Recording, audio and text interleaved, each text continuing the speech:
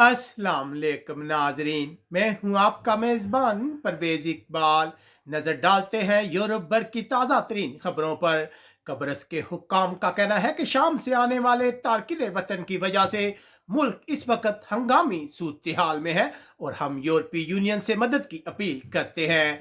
Norway की हुकूमत ने तमाम गैर ज़रूरी आलमी सफ़र के खिलाफ मशवरे में 1 जुलाई तक तोसी कर दी है। डेनमार्क के बॉर्डर्स के इलाकों में कोरोना पाबंदी में नरमी के बाद लोग जर्मनी से सस्ती अशिया खरीदने के काबिल हो गए हैं। स्वीडन में बाकी यूरोपीय मालिक की निस्बत अब भी आईसीयू के वार्ड में कोरोना मरीजों की तादाद बहुत ज्यादा है। हॉलैंड एम्स्टर्डम में चाकू के हमले में एक शख्स हलाक जबकि 4 शदीद जख्मी हो गए हैं। पुलिस ने हमलावर को हिरासत में लेने का दावा किया है।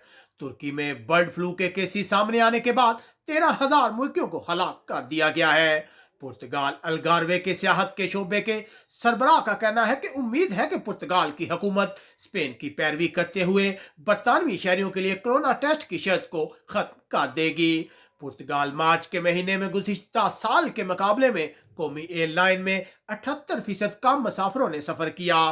बेल्जियम के हुक्काम का कहना है कि मुल्क में एस्ट्राजेनेका कोरोना वैक्सीन के इस्तेमाल से 2 अफराद हलाक हो गए हैं, जबकि खतरनाक फौजी की तलाश 5वें रोज में दाखिल हो गई है। यूनान की हुकूमत ने मुल्क में दाखिले की पाबंदियों को 31 मई तक बढ़ा दिया है, जबकि जंगल में लगने वाली आग पर तीसरे रोज भी काबू न पाया जा सका। फ्रांस की पुलिस ने 3 रोमानिया के शहरियों को मुख्तलिफ डकैतियों के इल्जाम में हिरासत में लिया है, जबकि फ्रांस की पुलिस ने जाली नोट तैयार करने वाले 10 अफराद को गिरफ्तार किया है और उनके कब्जे से जाली 3 लाख यूरो के नोट बरामद किए हैं। बरतानिया में इंडियन वायरस की वजह से जर्मनी ने आर्जी तौर पर बरतानिया से आने वाले मुसाफिरों पर पाबंदी आयद कर दी है। सिर्फ जर्मन शहरियों को मुल्क में दाखिले की इजाजत होगी। बरतानिया में अब 32 से 33 साल के लोगों को कोरोना वैक्सीन की खुराकों की पेशकश की जा रही है। लंदन में आज हजारों अफराद फलस्तीन के हक में मुजाहरा कर रहे हैं। इटली की वजारत सेहत का कहना है कि तमाम खित्ते सोमवार के रोज से कोरोना के कम खतरे वाले पीले जोन में दाखिल हो जाएंगे। इटली के वजीर दफा तारकिन वतन बहरान के सिलसिले में बातचीत के लिए माली और नाइजर के दौरे पर हैं।